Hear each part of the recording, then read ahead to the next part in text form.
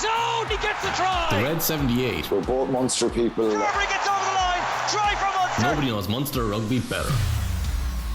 Hello and welcome along to episode 39 of the Red 78. I'm Alan Quinlan and joining me as always is Niamh Briggs.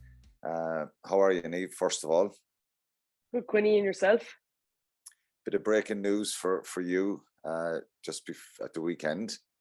Another job. How many jobs have you now?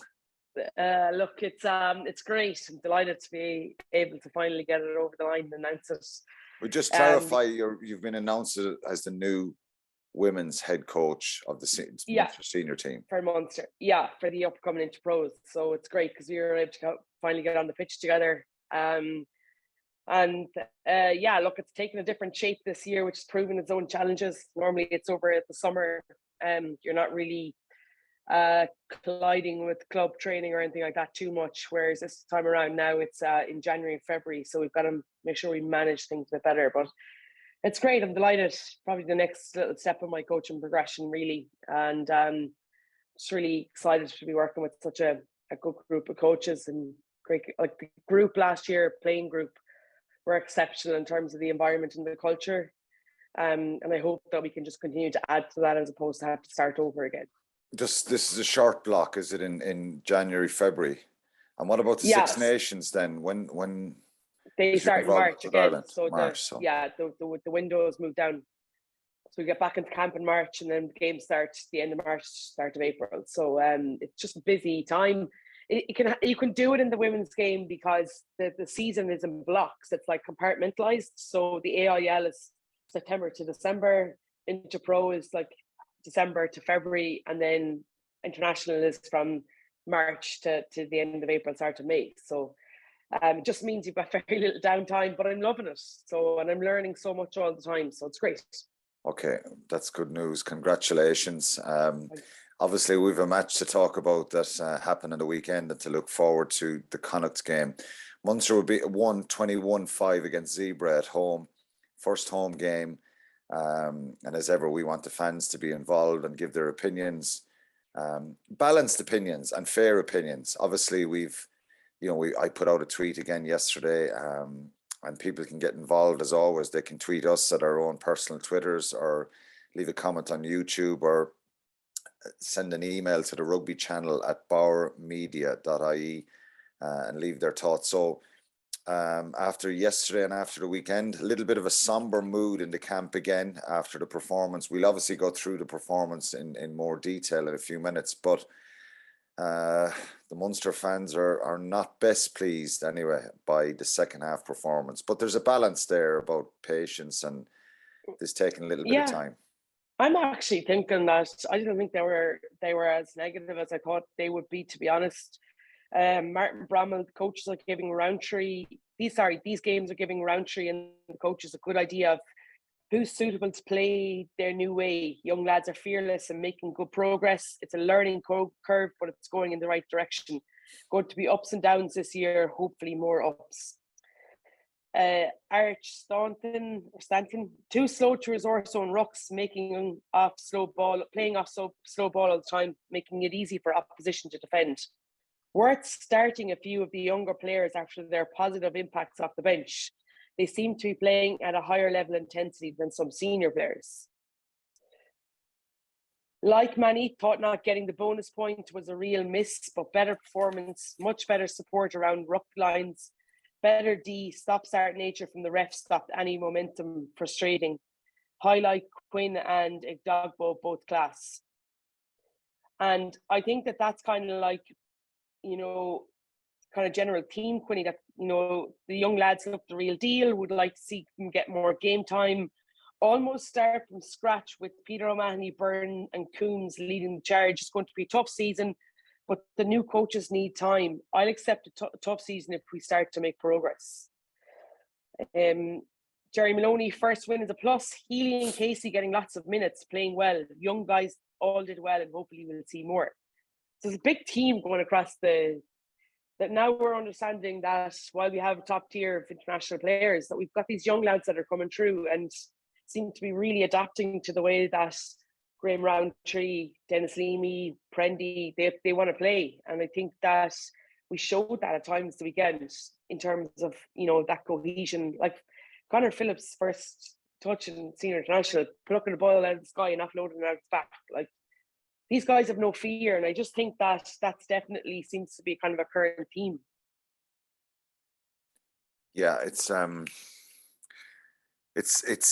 we're trying to find positives. I think the second half was really poor, and again, if the players are looking at this honestly, I think it's worrying, it's concerning. I think if you're looking at the glass more half full, there's a lot of change.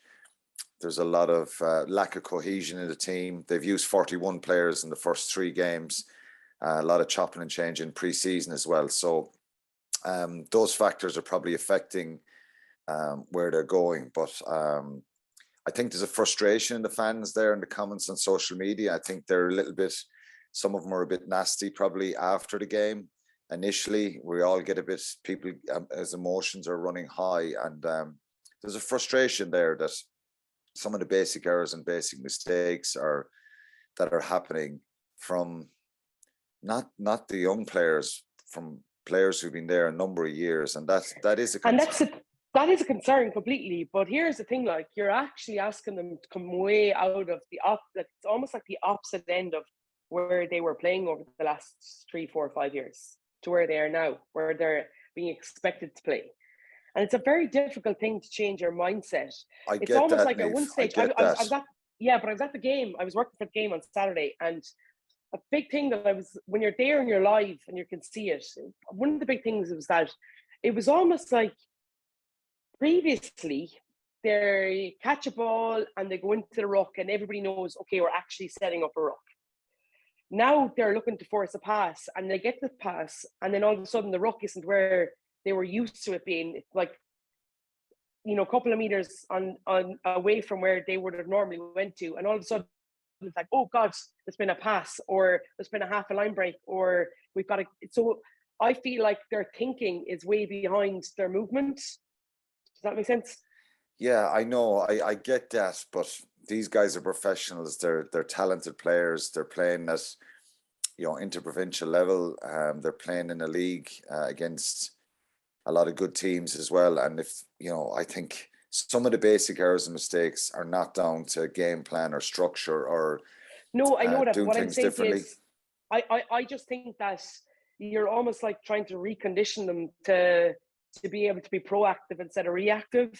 So every time somebody gets on the ball, you expect a line break or a half line break. Every time somebody gets to the edge, we know exactly what we're doing. I feel like that they're almost registering it in the brain before they're moving, so they're having to think because they're under pressure.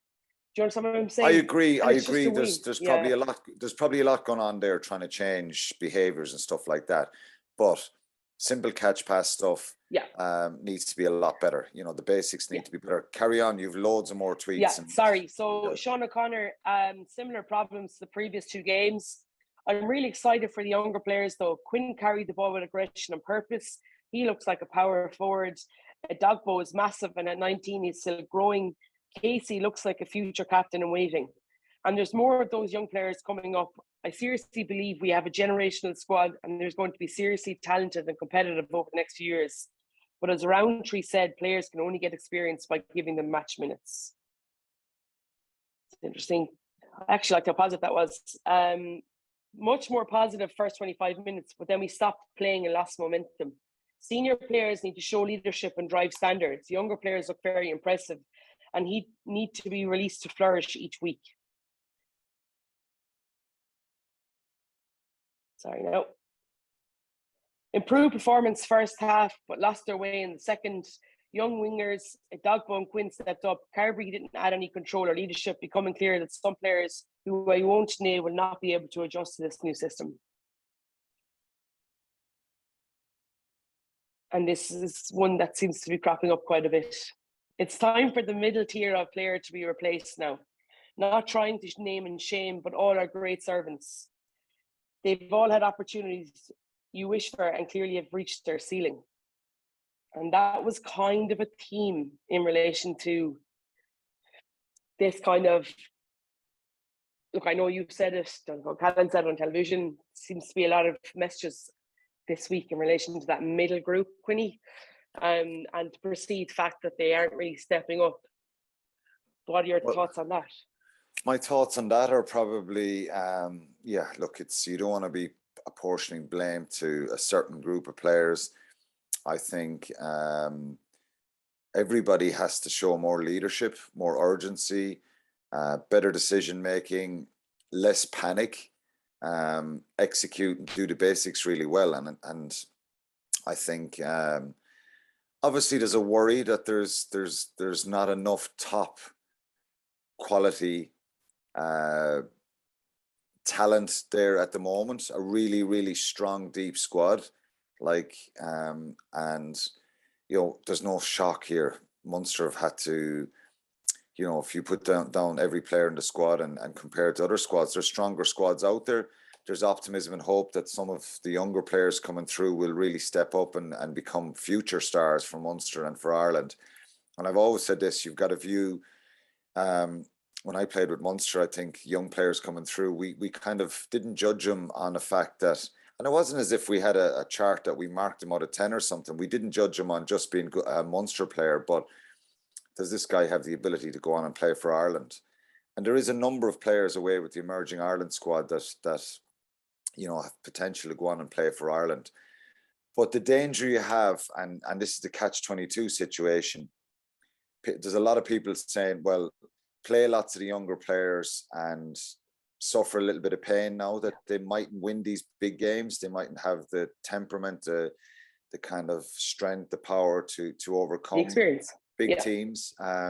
But it'll stand you in better stead in a year or two or whatever when they come through and they become really comfortable at that level, or else play the guys who've been there for a number of years who maybe there's a concern that their ceiling is just Munster players, maybe touching on Ireland squads. And look, every coach in the URC would love 10, 15 internationals in their team. The concern they'd have if they had that many is they're away a lot, and they have to do a lot of chopping and changing. But when you play the big knockout games and when you play big interpros and big games in Europe, that you have real top quality there at your disposal, and they're self-driven and they get you results. So look, it is a rebuilding process, and we probably have to keep emphasizing that. But the short term, Munster have got to try and get some results and win games. We will talk about what's coming up in the next couple of weeks from later on. But one last that I thought was from Shane Deneen. He thought Donnacha's point pre-game was interesting around when Penny was there and he should have been moved on as he didn't have the skill set required for that game plan. Could this be the same for a few of the starters currently? Casey has to be the starting 9 going forward. Well, it will take time. So the coaches that have come in, Andy Kiriakou, Dennis Leamy, Mike Prendergast, Graham Rowntree, they've got to assess and see what their players are capable of. Obviously, if you're trying to play a little bit more expansive and play with more ambition and change the shape of your attack, it takes a little bit of time. Plus, you see what players are capable of doing that, who has natural footballing ability, changing habits and behaviours from players. There's lots of players running with the ball in one hand. And what happens as a coach if you run with the ball in one hand, if you see a player, well, they're not passing. So the ambition isn't there. The option isn't there. You can still run with the ball on two hands and still at the last minute decide to take contact and stuff like that. But so that's one simple behavioral change that needs to happen. So it just keeps defenses a little bit more on their toes and a little bit more nervous about what you can do if you're running with the ball. Will you pass? Will you try and offload? Whereas if you're running one hand, you're just taking contact. So there's certain things that have to happen, and it's behaviors around players, natural footballing ability, but a natural reading of the game as well. And this is where the players have to become better themselves. And look, lots of people have said to me in recent time, in the last week or two, in particular about Joe Schmidt, when he started with Leinster, that he lost a number of games at the start, and there was people calling for Joe Schmidt's head. Who knows? This you would hope that this will turn around a little bit and they're playing with a bit more cohesion. You'll always have mistakes in a game, but at the moment it's kind of worrying because some of the basic errors and basic mistakes and the body language of the players is not right. I just think they look nervous. I thought there was good stuff in the first half, but the second half, and not to score a try from the 25th minute onwards against a team who lost two of their first choice centres through injury. Franco Smith came on, they lost him to HIA. So effectively they did a scrum half playing in the centres. And, we lost lineouts, we knocked the ball on, the breakdown issues were there again.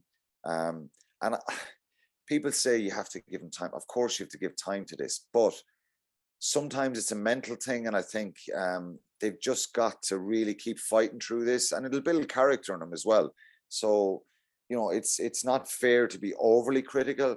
There's no point in saying that, well, 10 or 15 of the players are not good enough and chuck them out. That you can't do that. No, I don't agree with that at all. Yeah, no, but some of the comments online are, well, the players are not good enough, this, that, and the other. The players, there's some very good players there. There's a core group of a very good squad there. And when everyone is fit and healthy and well, and if they get some luck with injuries, they'll have a very strong side and they can compete. And possibly, that's when you would hope that they can push their game on a little bit and ask more questions to the opposition and be more confident in their attack. Can I ask you a question? If you're coaching Munster and you're heading into this game this weekend now, and you think, okay, when we get it right, like, because I had to clip some stuff from the last couple of games for RT the weekend, and like there was options had we taken the right option. Does that make sense? So there were clear line breaks had we taken the right option. We just didn't do it. So if you think in your head, continuing to reiterate the fact that if we continue to look for the edge, continue to look for those little outback passes, space is opening up and we're actually getting it when we can manage to put phases together. Do you continue with that vein, or do you bring it back into that kind of like negative rugby that we didn't really enjoy last couple of seasons watching, and say, okay, well, we had a better win rate, so do we try and bring some of that back in, or do we continuously persist so that we will actually get better over the next 2 weeks? I think if you go back to just kicking the leather off the ball, and we'll take that Connacht game as an example last year, where we kicked so much, we passed the ball 45 times in the game, 21 passes were Craig Casey. So in other words, we're not just passing. We're not passing the ball. Our plan is to kick, play in the opposition half. I think there's a real danger if you go back to that, you're regressing a little bit. I think you've got to get a balance right. I always talk about cup rugby and play it sensible, and obviously in your own half, if you're protecting a lead or if you've nudged ahead with a few penalties, you play territorially, and there's a couple of ways of doing that. You can play some phases and kick, or you can kick direct. It has to be more intelligent kicking. You cannot win rugby matches without kicking the ball. You can't just run it from everywhere. No, I know but that. I just think I think what's happening at the moment is a lot of confusion and lack of communication and lack of leadership and control in the team. And I think they've got to persist in what they're doing. What they're doing is not that complicated as regards. They're not going wide every time. They're still doing stuff that just requires a bit better shape and better attack. And it's down to behaviors as well. So I don't think change that. I 100%. I'm so glad you said that, because I just really hope that they continue to persist with the type of game and just continue to work on the execution. Because if you can take all the emotion out and look at the game objectively in the process of what they're trying to do, they actually are starting to create a huge amount of space. It's just the clarity and the execution to get the ball out there isn't where it needs to be at all. Like we both know that it's just not been good enough at the moment. So I just hope that anxiety that the players, I think, feel in relation to pressure and trying to get wins, and like I felt like they fell into a trap in that second half against Everett the other day, where they were almost trying to force it, because you could feel kind of the tension around the ground. I think it was 76 minutes by the time we heard a Munster from the crowd, because the whole thing just went a bit flat. And I just hope going into Connacht that they continue to try and move the ball and take those better options and not try and overcomplicate it by throwing these ridiculous skip passes, but that we can just move the ball really quickly through the hands where we're going to get options. And I know Connacht aren't really going that well, but their defence is quite porous. So I think that if we almost let the shackles off in terms of the mental capacity within the game, you'd like to think that they can try and execute a bit better. Yeah, for sure. I think, but I'll go back to what I said, and we'll talk about it in a few minutes when we talk about the Connacht game. I just think, and that kind of leads me. Have you all the messages read out there? Do you want to read any more? Yeah, no, it's good. There's one or two more. I'll read two. There's one from Pat O'Riordan on YouTube about the loss to the Dragons. Peter and Manny Byrne were still on holidays. That's a bit unfair because I think they're just back. It's their first game. Back three, struggling again. Halfbacks shouldn't have been taken off. I think there's... you get Gavin Coombs and RG Snyman back. This is from Pat O'Riordan. It makes a difference. Look, we know that makes a difference. But let's be very clear in this. Great to see Gavin Coombs warming up with the team the other day. RG is not coming back in the short term, so we have to continue to. I think we're putting. I don't want to be putting pressure on a guy that's injured. Going, well, we'll all solve all our problems when you come back playing. By the time RG comes back playing, you might not play for 2 years. I can't expect. Yeah, I know. I think the point is there that there's people will be excited. People will be excited when they see the players that are out injured. Andrew Conway is not back for a while as well, and Munster need a little bit of luck around the injuries, and not just the international guys, but just to have a big squad to pick from. And I think Graham Rowntree has to be. He has to be brave and make these changes in the next few weeks if players aren't playing. But I think it's probably getting to the point now that some of the players have been involved in the first 3 games. They're coming under pressure now. And nobody should be too big to be dropped and told, go back. You're not on the team or squad this week. You're not rotated. You're dropped for a reason. And you try and give that developmental feedback to them and get them to recharge their mindset and recalibrate and get going again and find a hunger and a desire. I just think what really worries me, Niamh, is there's a lack of spark and fight and kind of aggression that's within your control as a player. And I just worry that there's a lot of players looking around, waiting for somebody else to do it. And if something goes wrong in the structure or the plan, there's a lack of intuition to try and just play rugby and actually run hard, be aggressive, be powerful, and have an anticipation to just get stuck in a little bit. Do you know what kind of not disappointed or anything like that, but just kind of was, I thought, something I'd have always associated with Munster was celebrating those small wins, and big tackles, big turnovers. And the other night, over on the left-hand side near the terrace in Munster Park, a dog boat gets over the ball and unbelievable turnover.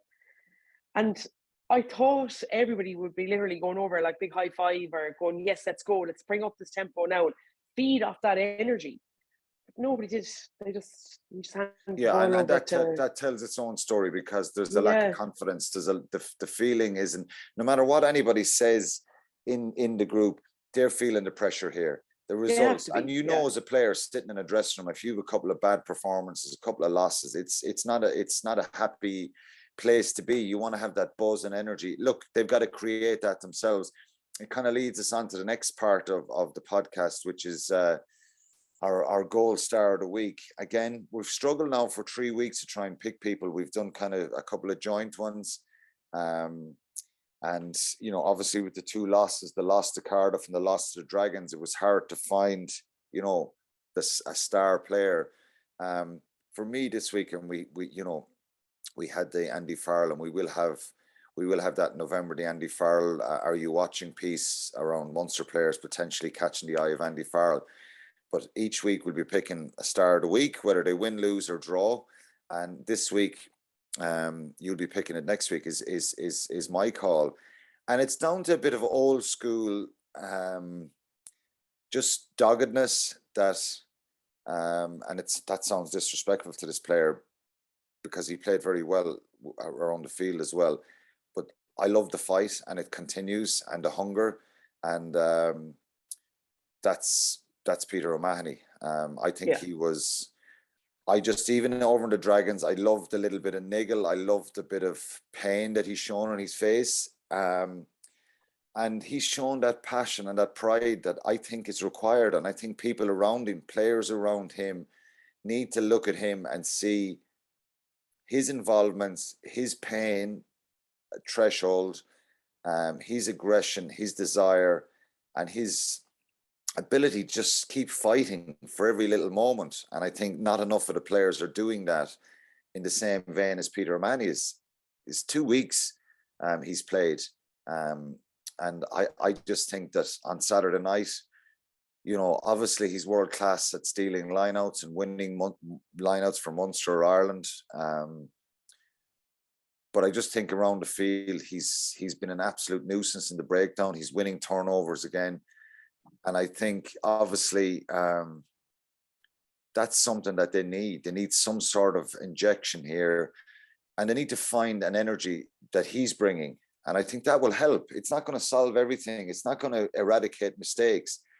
But I think the simplest way for this group of players and this squad to try and start getting results is start with that, that passion, that aggression, that energy.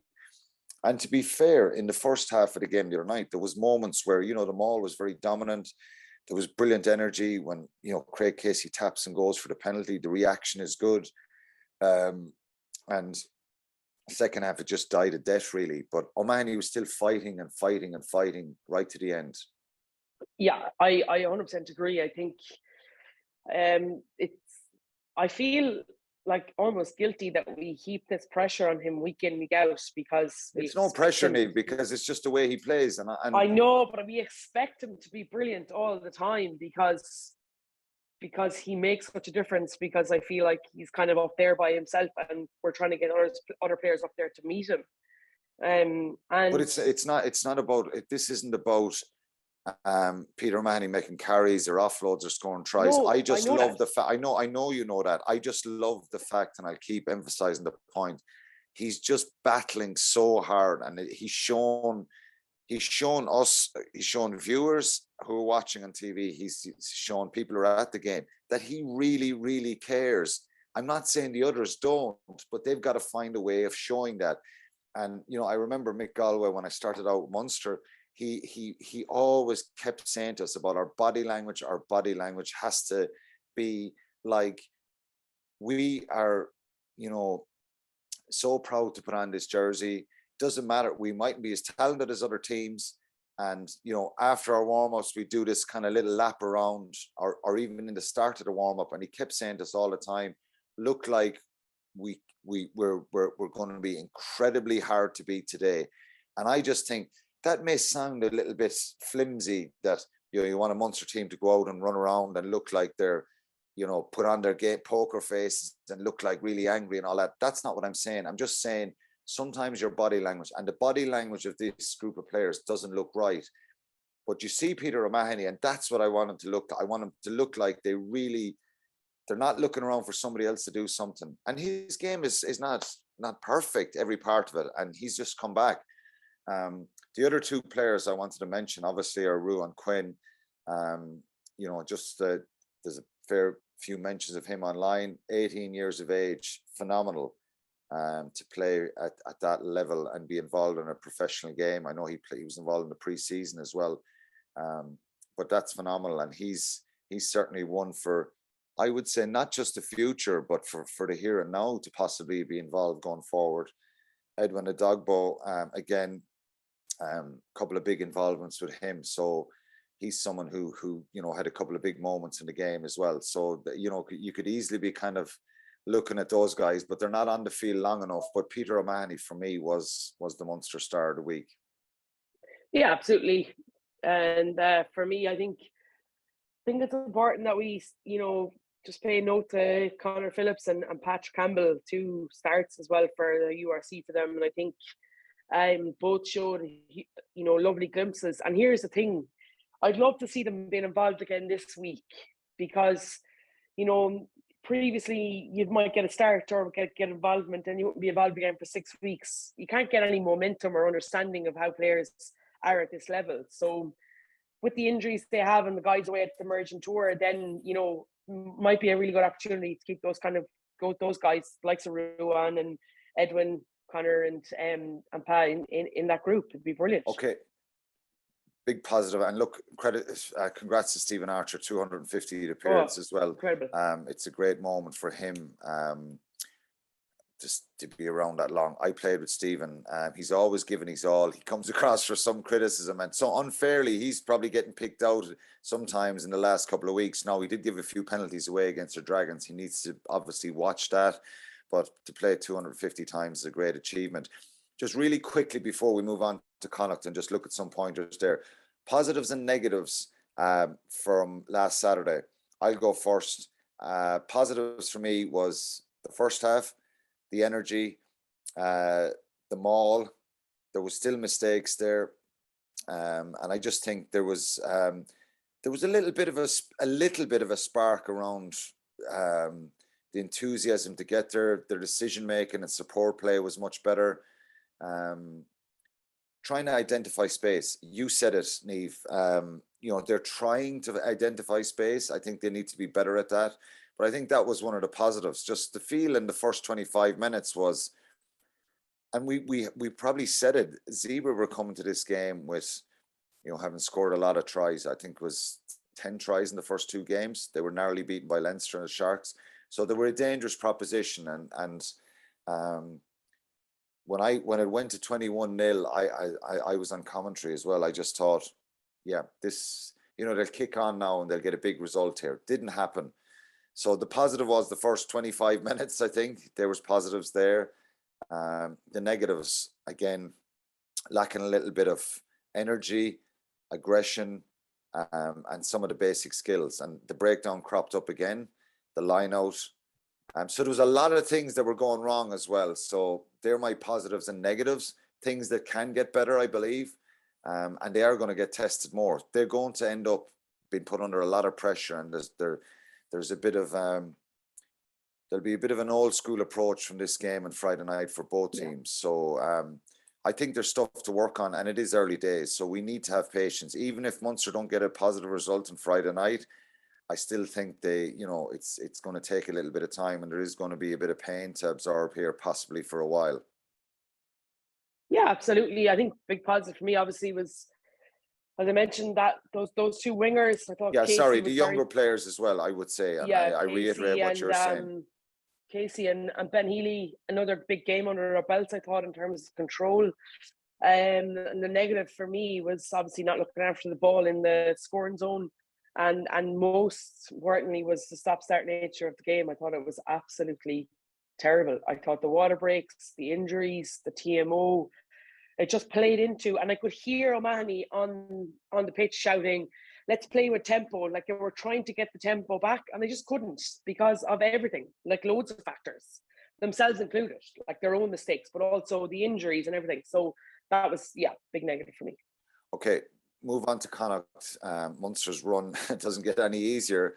They're away against Connacht, home to the Bulls, away to Leinster, away to Ulster. So it's a tough run. So I've said this before, this is a reality. Munster lost 7 last year and barely got into the knockout stages. There's not much wriggle room to lose too many more in this block. If they don't do well in this block, if they don't do well, then they're looking at they could be looking at not qualifying for Europe, and that's the long and the short of it, because things are really, really tight. In saying that, they're at 10th at the moment. They win this weekend, they're in a much better picture. But Connacht are in a real odd state of flux, I think, at the moment, in terms of they had to go away and play the first 3 games away because the pitch wasn't ready.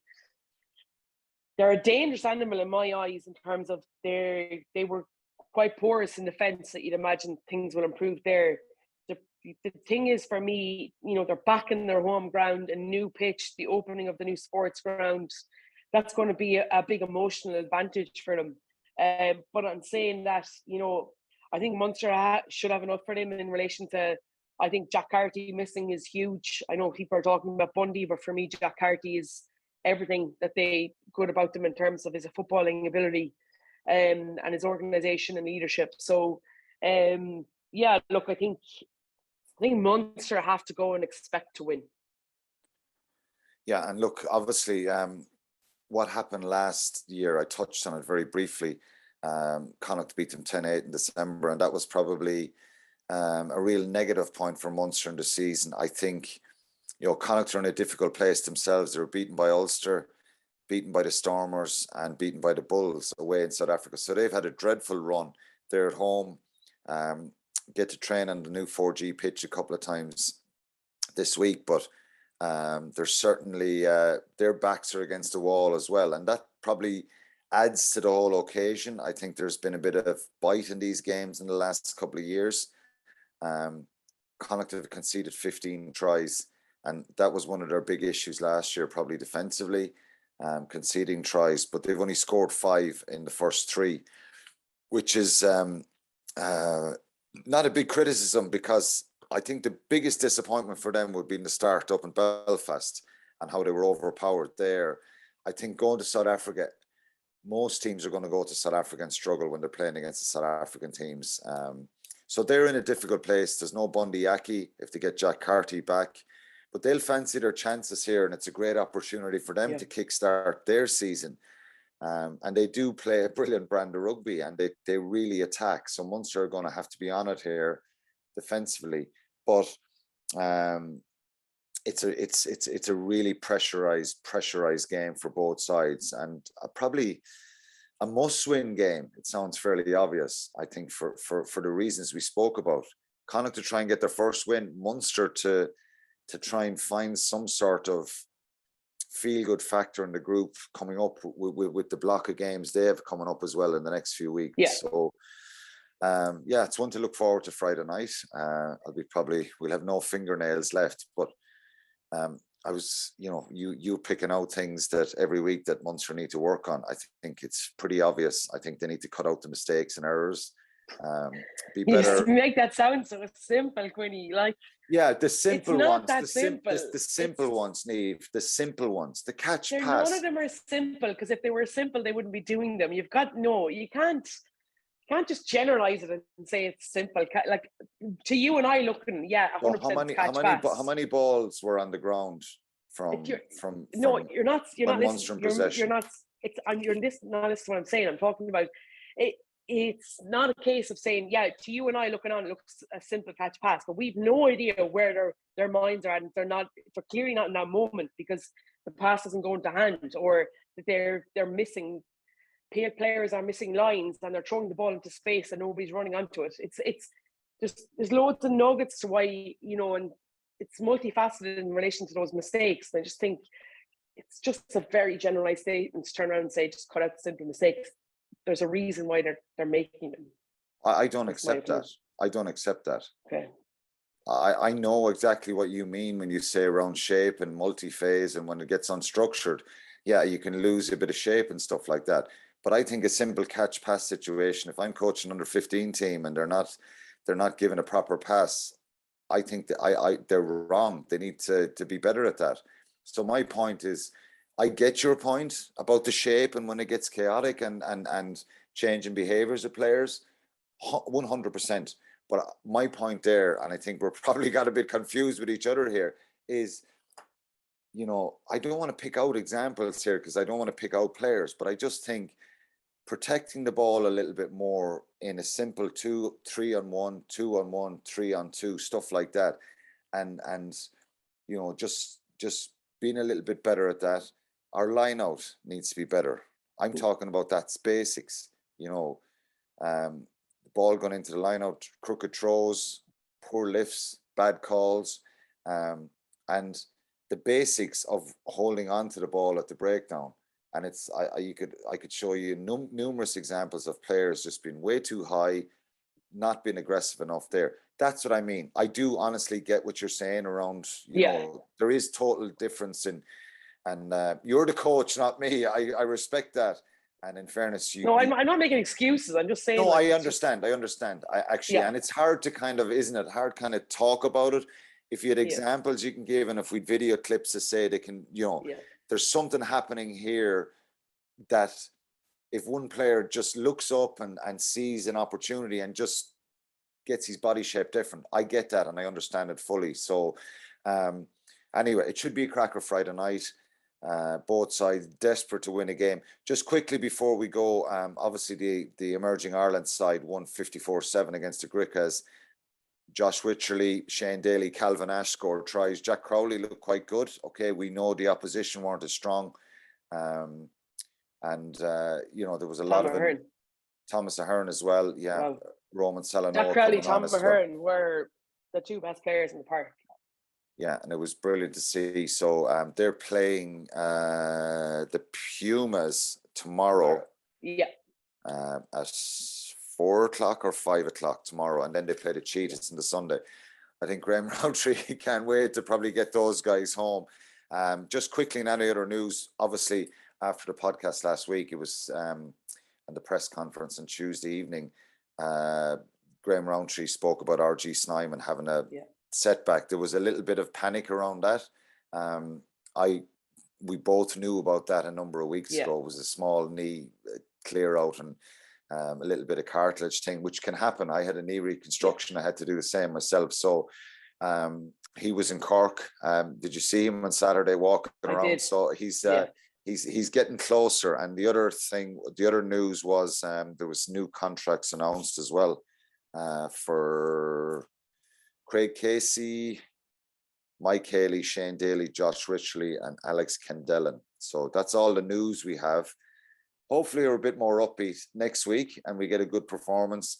I just think there's a balance between performance driven and results driven. I think Friday night it's result driven. I know Connacht will be the same, and Collie Tucker is involved there, and Mossy Lawler as well. So there's a few Munster lads up involved there as well. So Conor Oliver, he's always scrapping with Peter O'Mahony. They have some very good players, and I think they will be fighting like dogs on Friday night as well. So that's it from episode 39 of the Red 78 wrapped up. To make sure you get your podcast straight to your phone every week, just search for the Red 78, and don't forget to get in touch with your thoughts on all things Munster throughout the week. You can tweet Niamh or myself if you want, or you can tweet at Rugby Channel 15 to leave a message, or watch the podcast, or send us an email on the Rugby Channel at Bauer, BAUER media.ie. So that's it for this week. Thanks, Niamh. Thanks, Quinny. Hopefully, as I said, we'll be talking about a positive result next week. The Red 78 with Alan Quinlan and Niamh Briggs. Nobody knows Munster rugby better. I'd like to think I know a lot.